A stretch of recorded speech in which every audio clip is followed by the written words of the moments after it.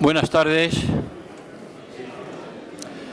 Vamos a dar inicio a este acto de presentación y debate sobre este número de la revista Temas y algunos probablemente no lo sabéis, tengo que empezar excusando la asistencia de Pedro Sánchez. Algunos habréis visto que han tenido una reunión de la Comisión Ejecutiva esta mañana en Aragón y tenía algunos compromisos y finalmente, debido a la propia situación de la zona, pues no han podido arreglar el estar aquí. Nosotros a última hora de la mañana, cuando supimos que iba a ser imposible, lo pusimos en la página web, avisamos a algunos, pero era imposible comunicárselo a todos. Lógicamente, me imagino que todos sentimos que no esté participando en este debate, pero también todos comprendemos que las circunstancias concretas del país, de la zona, del desbordamiento, lo que ha ocurrido allí, pues explican esta situación, este cambio. El debate, o la idea, digamos, de la organización de debate va a consistir en que va a haber tres intervenciones desde la mesa, inicialmente breves, luego habrá un turno general o varios turnos generales de palabra y también desde la mesa se intervendrá. Todas las intervenciones, que queremos que el debate sea lo más vivo y lo más dinámico posible, pediríamos que fueran lo más breves posible dentro de los tiempos razonables en este tipo de debates.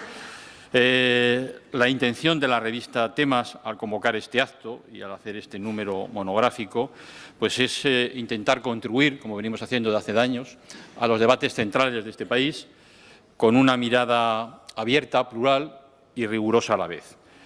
En este momento, debates como el que hoy vamos a plantear aquí tienen una especial importancia, ya que nos encontramos, por dos razones básicamente, pues nos encontramos a un año intensamente electoral y nos vamos a jugar mucho. Nos vamos a jugar, probablemente es una de esas etapas cruciales en la historia de los países, pero nos vamos a jugar qué va a ocurrir en los próximos años y también qué políticas económicas se van a desarrollar en los próximos años.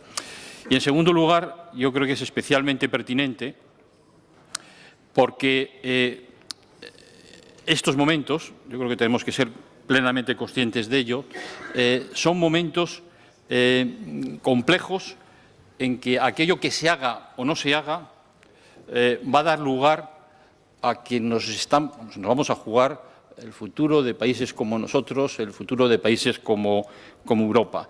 Se ha llegado a un punto en la evolución de la opinión pública en el que se está escrutando con especial suspicacia, especial atención, todo lo que ocurre en la esfera política.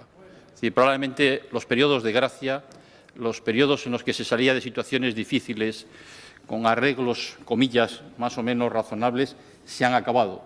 Y estamos en unas coyunturas en las que realmente ir en una dirección o en otra van a implicar efectos decisivos.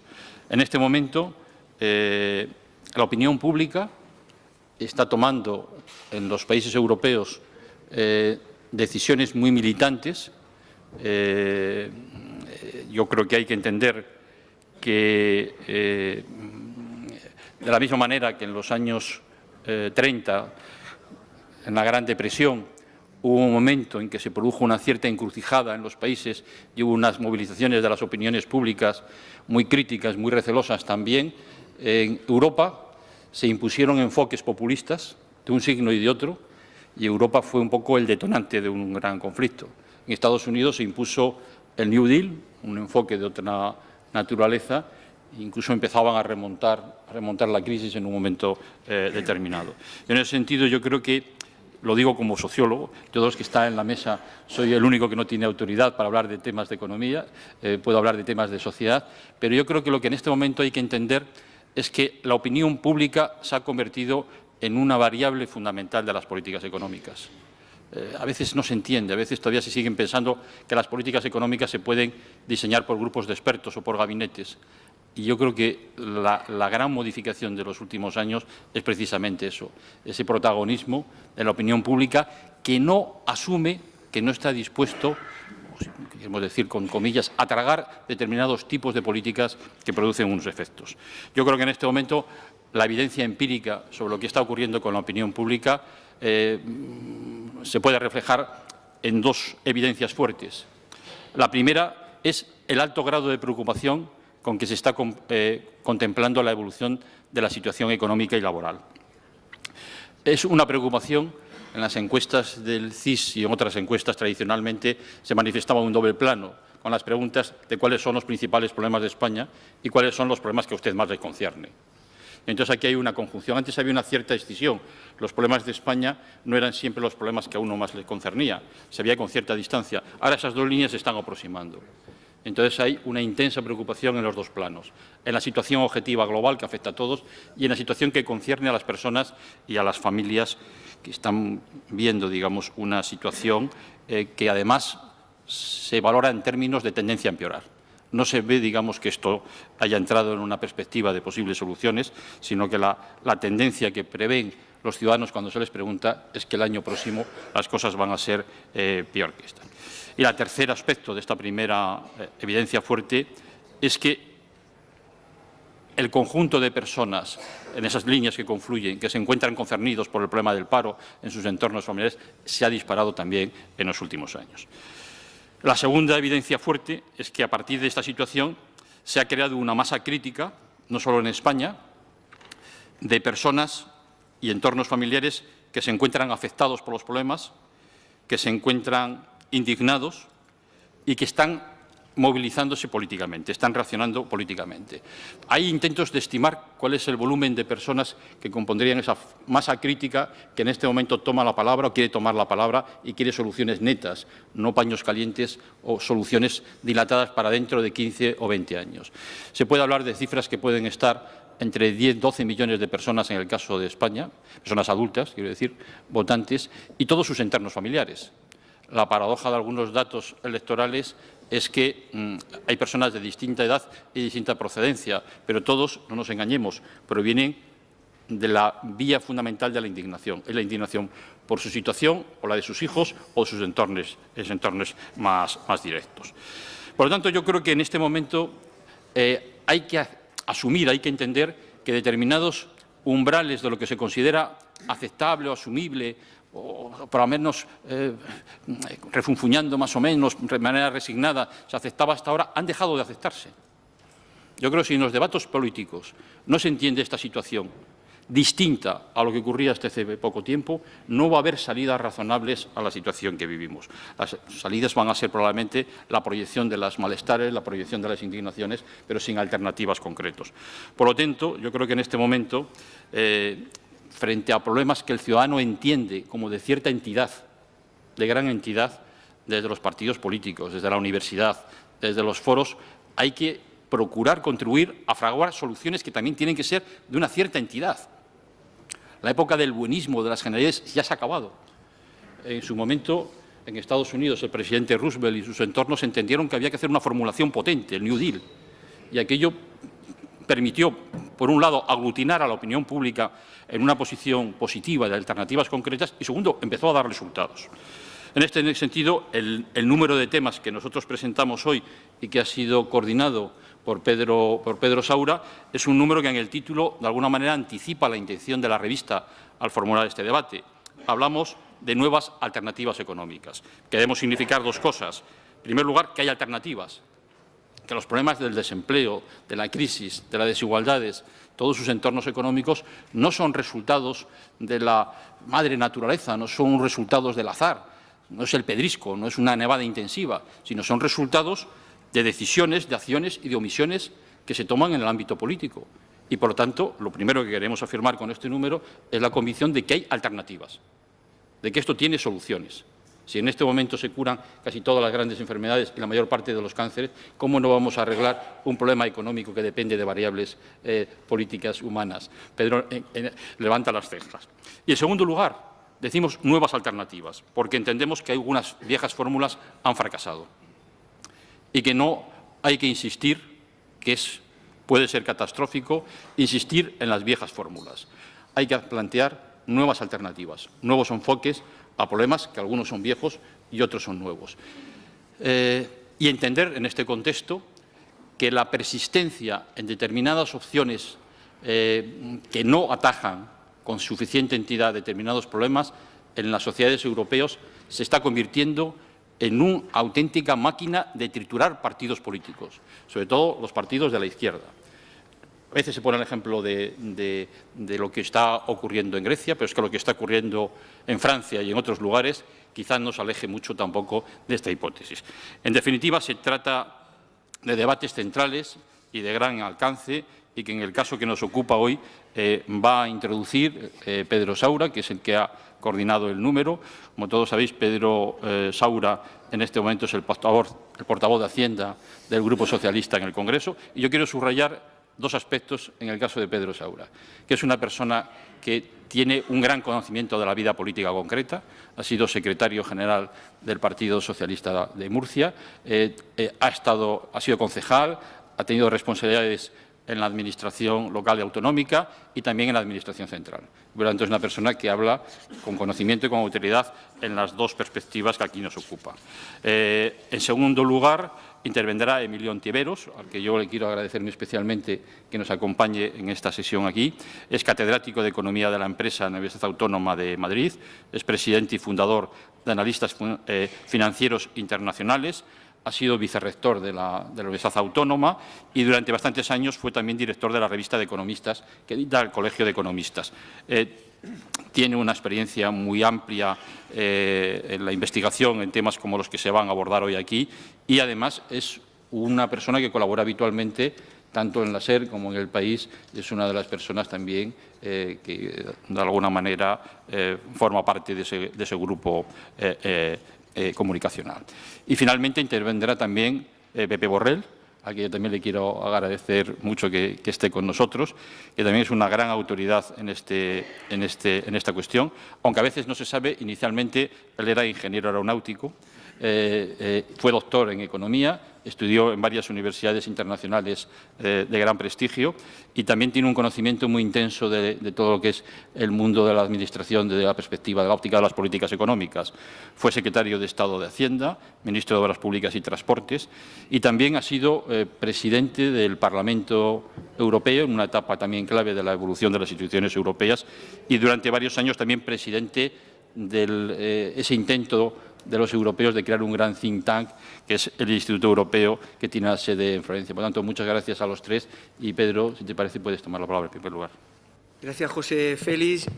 Voy directamente al grano. Agradecer a la revista, al Consejo de Redacción de la revista Temas y a José Félix particularmente y a Rafa Simancas, que está por aquí también.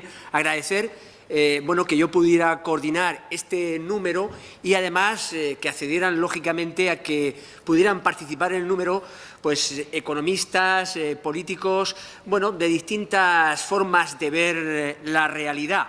Agradecer que permitieran, como siempre ha sido en la revista, la pluralidad de las personas que participan en este número que le hemos llamado, como ha dicho José Félix, Nuevas Alternativas Económicas. En él participan pues Antón Costas, catedrático de la Universidad de Barcelona, conocido por todas las personas que estamos aquí, también Manuel de la Rocha Vázquez, que es el secretario de Economía de la Comisión Ejecutiva Federal del Partido Socialista, Mariluz Rodríguez, que es la secretaria de Empleo de la Ejecutiva Federal del Partido Socialista, Francisco Pérez, Paco Pérez, catedrático de Fundamentos del Análisis Económico de la Universidad de Valencia, Diego Peñarrubia, un profesor titular de la Universidad de Murcia, compañero mío en la Universidad de Murcia, Emilio Huerta, catedrático de la Universidad de Pamplona, Vicente Salas, catedrático de Empresa de la Universidad de Zaragoza, José María Laveaga, catedrático de Economía de la UNED, y Natalia Fabra, profesora titular de la Carlos III. En fin, este es un grupo de políticos y economistas que hemos colaborado en la parte central de la revista, que, como he dicho al principio, se llama Nuevas Alternativas Económicas. ¿De qué se trata? ¿De qué se trata? En fin, es una reflexión desde la economía para poner elementos de reflexión de cara a una alternativa económica para nuestro país, de cara a un programa económico para nuestro país. Algunos elementos, no todos los elementos, algunos elementos, algunas piezas para construir ese proyecto, ese programa económico para España. ¿Por qué creemos nosotros que España necesita un programa económico de medio plazo?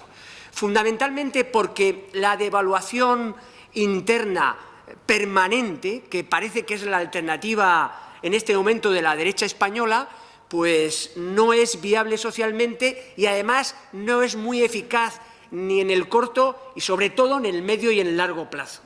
Y porque además necesitamos aprovechar ese viento de cola que tiene en este momento no solamente la economía española, sino prácticamente todas las economías desarrolladas. Bueno, esos dos elementos nos hacen centrarnos en la necesidad de ese proyecto de medio plazo económico, esa alternativa económica que desgraciadamente en este momento no se tiene.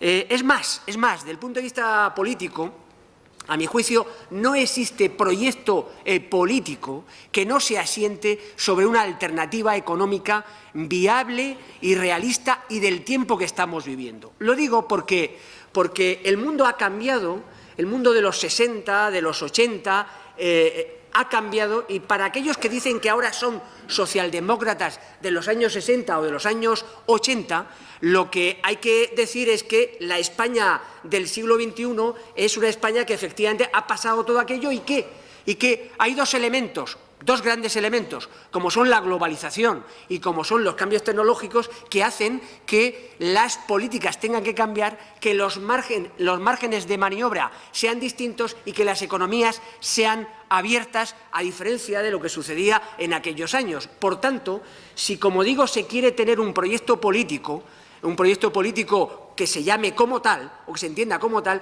detrás tiene que haber una alternativa económica viable y adaptada a nuestro tiempo. Evidentemente que la globalización conlleva también y explica en gran parte el incremento de las desigualdades en el mundo y que, por tanto, necesitamos soluciones a una escala superior a la escala nacional. Necesitamos una escala europea e internacional. Por supuesto que sí. Yo, desde luego, no me voy a centrar en esa cuestión porque, en fin, tenemos aquí a Ontiveros y a Borrell que seguro que nos van a hablar de esa cuestión. Soy de los que pienso que, efectivamente, la Unión Europea se ha equivocado en su orientación de política económica en los años de la crisis y que, afortunadamente, hay vientos de cambio en la Unión Europea y en la política económica europea, gracias, en gran parte, a mi juicio, al esfuerzo de los socialdemócratas en la gobernanza de la Unión Europea. Eso es un tema central e importante que no quiero dejar de señalar, pero no voy a hablar de eso porque, como digo, se va a hablar a continuación. Ahora bien, si es verdad que necesitamos una política de organización internacional económica distinta en el mundo y en Europa, sí que creemos, muchos de los que hemos escrito en el número, que necesitamos también que España haga su tarea, que haga sus deberes, que haga sus reformas y que haga su modernización. Esto también es importante. Es decir, que tenemos tareas frente a los que piensan que todo va a venir de fuera. Hay algunos, yo creo que muchos, que pensamos que efectivamente España tiene que hacer su trabajo pendiente fundamentalmente de modernización. Los cambios en el mundo de los que he hablado anteriormente y que podríamos extendernos mucho más, exigen que, si queremos una sociedad próspera y justa, necesitamos una economía fuerte, una economía competitiva, en el sentido que más adelante hablaré de competitiva, pero necesitamos una economía fuerte en ese nuevo mundo, necesitamos una economía fuerte para conseguir la sociedad justa y solidaria a la que aspiramos la gran mayoría de españoles. El debate político, por tanto, en España, a mi juicio, el debate más importante, que no está todos los días como debería estar en los medios de comunicación, es el debate de una estrategia de crecimiento para España a medio plazo.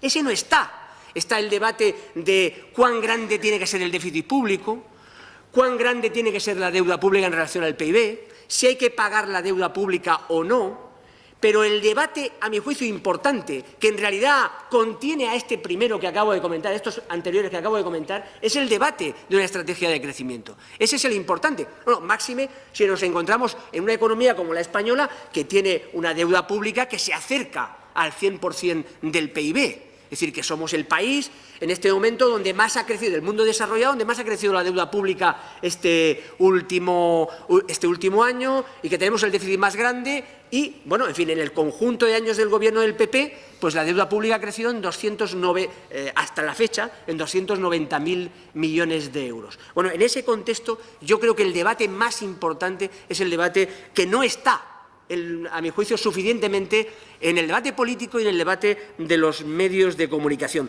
Por decirlo de otra manera, yo creo que el debate no es cómo situarnos, esto es un ejemplo que he utilizado en algún momento con algunos compañeros, es decir, no es cómo situarnos de mejor manera en el hoyo. Es decir, pongo un ejemplo para que nos entendamos todos. Una familia que está endeudada, cuando le plantean que va a pagar de una manera más tranquila, más pausada su deuda, pues la familia vive mejor, evidentemente. Pero viviría muchísimo mejor si tuviese unos ingresos recurrentes en el presente y en el futuro. Es decir, el debate no es cómo vivir mejor en el hoyo, cómo nos situamos en el hoyo. El debate no es cómo ser competitivos a base de incrementar la desigualdad. No, el debate, a mi juicio, es, en el caso de la tarea de España, es cómo progresar, cómo aprovechar nuestras capacidades productivas, cómo ser útil al mundo, cuál es el papel de España en el siglo XXI, pero todo ello desde de un crecimiento integrador, donde la cohesión social sea un elemento, digamos, de competitividad. Es decir, este es el papel, es decir, este es el debate central, el papel de España en el mundo. ¿Qué va a ofrecer España al mundo en este contexto de cambio? Esto es uno de los temas centrales de las aportaciones. Y termino ya. De todos los artículos se deducen 4 grandes pilares para esa alternativa económica o para ese proyecto económico de medio plazo para España. Primero lo que yo llamo equidad expansiva.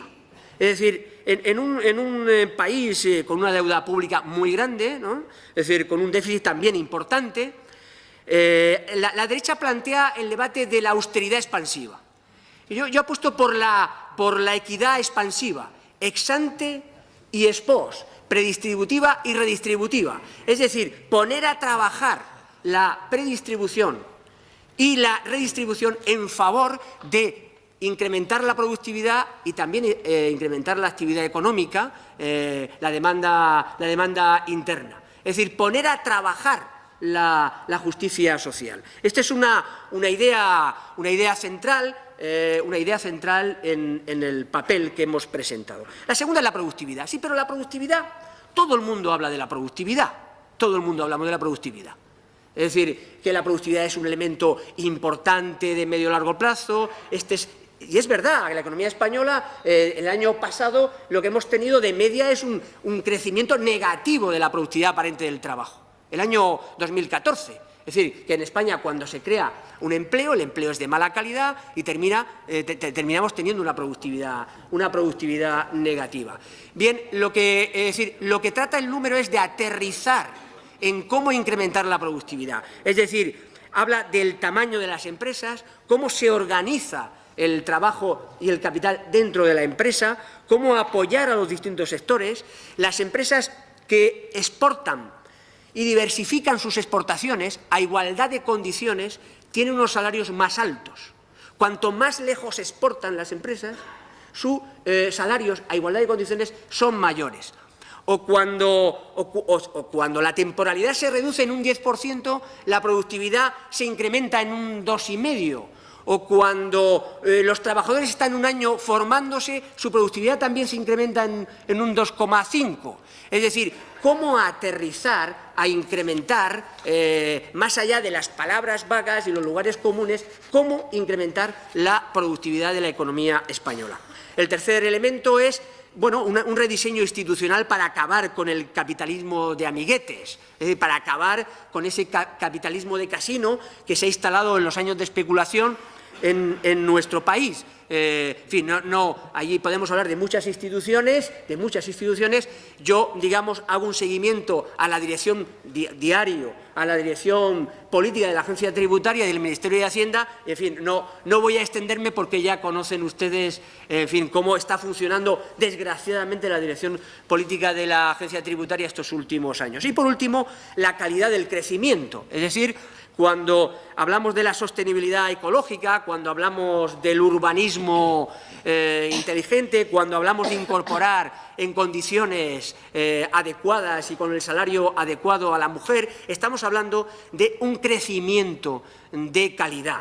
Estamos hablando de la calidad del crecimiento. Para mucha gente, pues eso es una rémora, pero hoy más que nunca eso es un factor que añadiría a esa idea, como decía al principio, de cuál es el papel, cuál es la utilidad de España en el mundo. Y nada más. Muchas gracias, José Félix.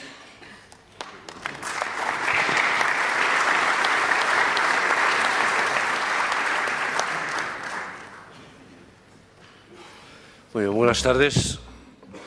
Lo primero que quiero hacer es agradecer a José Félix una vez más que me invite a participar en actos de discusión y, desde luego, a reconocer el trabajo que ha hecho Pedro al convocar a un panel de colegas bien interesante, ¿no?, en este número de la revista Temas. Yo creo que antes de hablar de política económica conviene asumir el diagnóstico de la situación en la que estamos y, a partir de ahí, tratar de enunciar cursos de acción. Y yo lo que les propongo es básicamente esto, ¿no? Casi dejar prejuicios de todo tipo fuera, y, como si alguien hubiera estado dormitando fuera de la eurozona estos 7 años y llegara y viera el panorama, alguien que saliera de la eurozona en el otoño de 2007, cuando la crisis emerge en un subsector del sistema financiero de los Estados Unidos, en un subsector del mercado hipotecario, más concretamente, ha estado fuera de la realidad y vuelve. Y vuelve con objetividad, sin grandes prejuicios religiosos ni políticos, y trata de hacer una evaluación como si de un perito de una compañía de seguros se tratara, sabiendo, eso sí, que la crisis emergió allí, que, como todas las crisis desde principios de los 80, básicamente desde la ruptura de Bretton Woods, han dejado de ser locales, particularmente las crisis financieras, para convertirse en crisis con una suerte de metástasis. Lo primero que observaría nuestro perito de seguros es que aquella economía donde nació la infección está creciendo al 3,5%, mientras que Europa, la eurozona, a duras penas puede conseguir consolidar el 1% de crecimiento este año. Algunas agencias multilaterales dan algo por debajo. Lo segundo que observaría es que la tasa de paro el viernes cayó al 5,5%. Aquella economía ha creado en el mes pasado 295.000 nuevos empleos. Aquí tenemos una tasa de paro en la eurozona que roza el 12%, y en las economías consideradas periféricas están de forma significativa por encima del 20%. Hay un tercer indicador al que le prestaría atención nuestro perito de seguros y que no aparece en los registros macroeconómicos al uso, pero que a mí me interesa mucho, que es la tasa de natalidad. La tasa de natalidad empresarial, claro. ¿Nacen más empresas de las que mueren? Porque si esto no se da en una economía, ni siquiera obtenemos aquella contrapartida favorable de la que nos hablaba Schumpeter, cuando venía a decir algo así como, bueno, no hay mal que por bien no venga, de toda crisis emergen nuevos actores que tienen la virtud de contestar a los incumbentes y de esta forma contribuir a la regeneración de la especie. Pero en la eurozona han muerto más empresas de las que han nacido. En Estados Unidos, en ningún año murieron más empresas de las que nacieron. Pero en la eurozona sí, y en algunos países como el nuestro, desde luego. Lo han hecho por una doble etiología: asfixia.